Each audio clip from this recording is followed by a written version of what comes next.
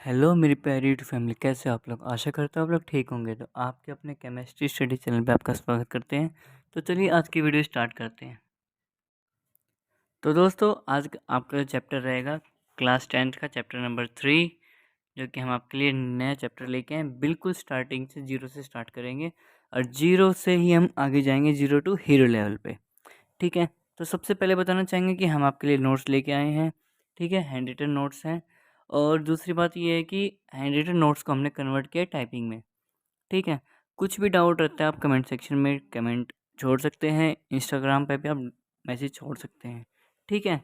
और आपको बता दें कि इसके बाद जो सभी चैप्टर्स कंप्लीट हो जाएंगे, चैप्टर्स होने के बाद आपके लिए एक वन शॉट वीडियो भी आएगी, जो कि एक ही बार में चैप्टर कंप्लीट कर देगी। और कंप्लीट करने के बाद आपके लिए वो सिर्फ उसी चैप्टर से रिलेटेड क्या रहेंगे, एमसीक्यूज रहेंगे। मतलब कंपाइलर क्वेश्चंस जो रहते हैं वो रहेंगे। तो चलिए आज का चैप्टर है अपना मेटल्स, नॉन मेटल और मेटलॉइड्स के बारे में रहेगा। एक तरह से मेटल्स और नॉन मेटल्स की बेसिक प्रॉपर्टी रहेगी। ठीक है। हमें पता है कि about 118 elements are known today, 19 metals, 22 non metals and few metalloids. हमें पता है भाई पीरियोडिक टेबल। ठीक है। पीरियोडिक टेबल के अकॉर्डिंग 118 एलिमेंट्स है जो हमें पता है। ठीक है। और 19 उनमें क्या है, मेटल है। 22 नॉन मेटल्स है। और कुछ आपके पास क्या है, मेटलॉइड्स है। तो चलिए देखिए हम पहले पीरियोडिक टेबल के बारे में देखते हैं। तो दोस्तों ये है आपकी पीरियोडिक टेबल। ठीक है। ये इस पीरियोडिक टेबल में क्या है, स्टार्टिंग के ये जो ग्रुप हैं। ठीक है। हम क्या करते हैं, हमें पता है कि हम डाउन द नीचे की तरफ आते हैं, ऊपर से नीचे, तो एक ग्रुप्स होते हैं। ठीक है। क्या होते हैं ये ग्रुप्स, GROUPS। ठीक है। बोला जाता है कि हम as we go down the group, ऊपर से नीचे हम आ रहे हैं तो गो डाउन द ग्रुप आ रहे हैं, और लेफ्ट टू राइट में जा रहे हैं तो किस में जा रहे हैं, हम पीरियड्स में जा रहे हैं। तो देखा जाए तो कितने ग्रुप्स हुए, 1 2 3 4 5 6 7 8 9 10 11 12 13 14 15 16 17 और 18 आपके कितने हो गए, ग्रुप्स हो गए। और पीरियड्स कितने हो गए आपके टोटल, 1 2 3 4 5 6 7 पीरियड्स हो गए। ठीक है। अब आप ये कहेंगे कि भैया ये आप 7 तो ये बोल रहे हो, लेकिन ये दो कौन से हैं। ये जो दो हैं ये आपके लेंथेनियम और एक्टिनियम सीरीज के हैं। ठीक है। लेंथेनियम और एक्टिनियम के, इसमें क्या है, ये लेंथेनियम और एक्टिनियम के, ये लेंथेनियम और हाफनियम के बीच में ऊपर वाली जो ये सीरीज है ये होती है, और एक्टिनियम और रदरफोर्डियम एलिमेंट्स के बीच में नीचे वाली सीरीज लाई करती है, कंप्लीट। ठीक है। तो ये आपके एफ ब्लॉक्स हैं। ये स्टार्टिंग का कौन सा है, एस है। ये वाला कंप्लीट पी है। ये डी है। और ये वाला कौन सा कंप्लीट, एफ है। ठीक है। अब होगा कहाँ से कहाँ तक, ये देखिए कि स्टार्टिंग में 1 से लेके 1 3 4 ये नीचे डाउन तक, यहाँ पे 88 एलिमेंट तक। ठीक है। इसमें ये काउंट नहीं होंगे, कौन से वाले, ये वाले जो एलिमेंट्स है ये काउंट नहीं होंगे। ठीक है। किस में, एस ब्लॉक में। एस ब्लॉक में काउंट कौन से होंगे, सिर्फ ये वाले एलिमेंट्स। ठीक है। और पी ब्लॉक में सिर्फ ये वाले, मतलब कि कौन से, देखिए पी ब्लॉक में सिर्फ ये वाले एलिमेंट्स होंगे। ठीक है। डी ब्लॉक में आपके सिर्फ ये वाले एलिमेंट्स होंगे, और एफ ब्लॉक में ये कंप्लीट एलिमेंट्स होंगे। ठीक है। तो ये जो स्टार्टिंग वाला है ये इसको बोलते हैं एस ब्लॉक एलिमेंट, इसको पी ब्लॉक, इसको डी ब्लॉक, और इसको क्या बोलते हैं, एफ ब्लॉक। तो इसमें ये वाले दो हैं, ये भी मेटल्स हैं, ये वाले भी मेटल्स हैं, ये वाले भी आपके मेटल्स हैं।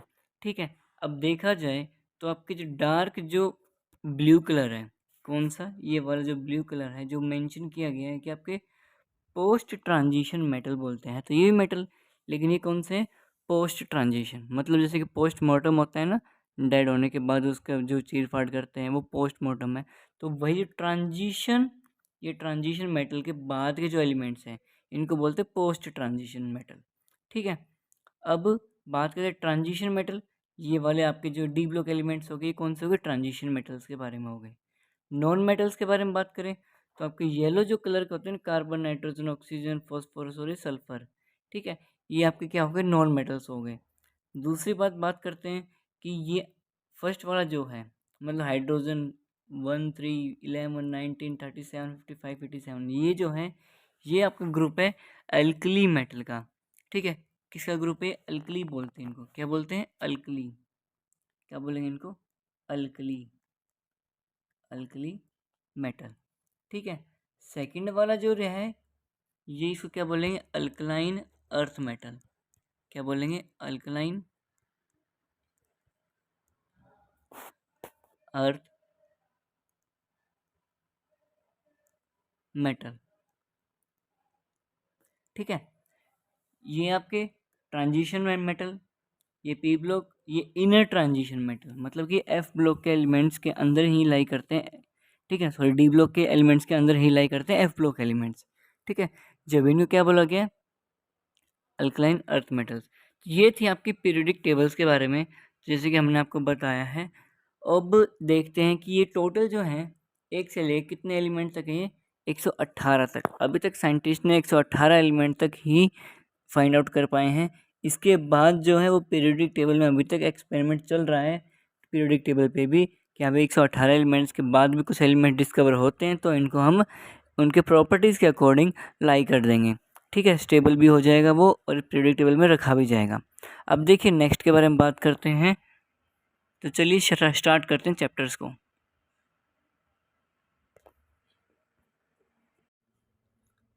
तो दोस्तों ये आपका चैप्टर्स यहाँ से स्टार्ट होता है कि हमें पता है, जैसे कि हमने देखा है कि पीरियोडिक टेबल में कितने एलिमेंट्स हैं? 118 एलिमेंट्स।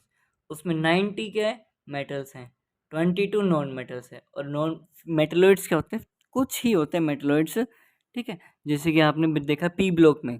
ठीक है, पी ब्लॉक में पोस्ट ट्रांजिशन मेटल के और हेलोजन फैमिली के बीच में लाई करता है ये। ठीक है, जिनको हम क्या बोल सकते हैं? मेटलॉइड्स बोल सकते हैं। देखिए अब, जैसे कि एग्जांपल है sodium, potassium, magnesium, aluminium, calcium, iron, barium, ये कुछ हैं आपके क्या? मेटल्स हैं। मतलब कि अल्कली और अल्कलाइन अर्थ मेटल्स, मतलब फर्स्ट और सेकंड जो ग्रुप थे वो क्या हैं? आपके मेटल्स हैं। जैसे कि हमने पहले बताया था।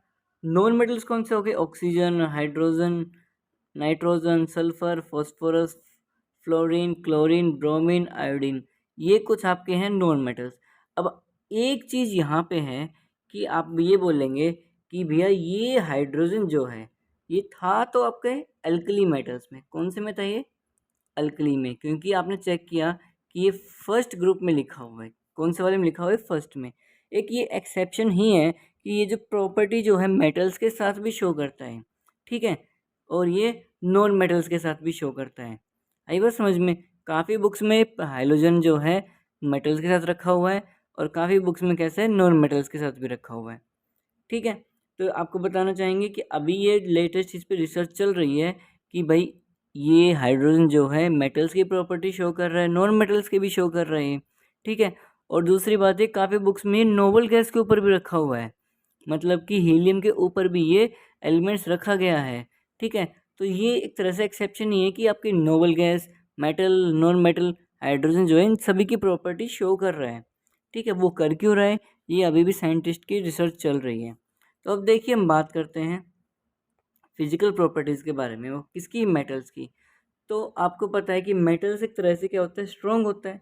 अब कोई चीज़ स्ट्रॉन्ग होगी, अरे एक बात बताओ, जिस चीज़ पे आप बैठे हो, चेयर पे बैठे हो, ठीक है, या फिर आप ये बताओ कि ये चेयर है क्या? मजबूत, लेकिन मेटल तो नहीं है, लेकिन सॉलिड ज़रूर है। ठीक है, सॉलिड का मतलब क्या है कि भाई एक तरह से इसके जो पार्टिकल्स है बिल्कुल क्लोजली पैक्ड है।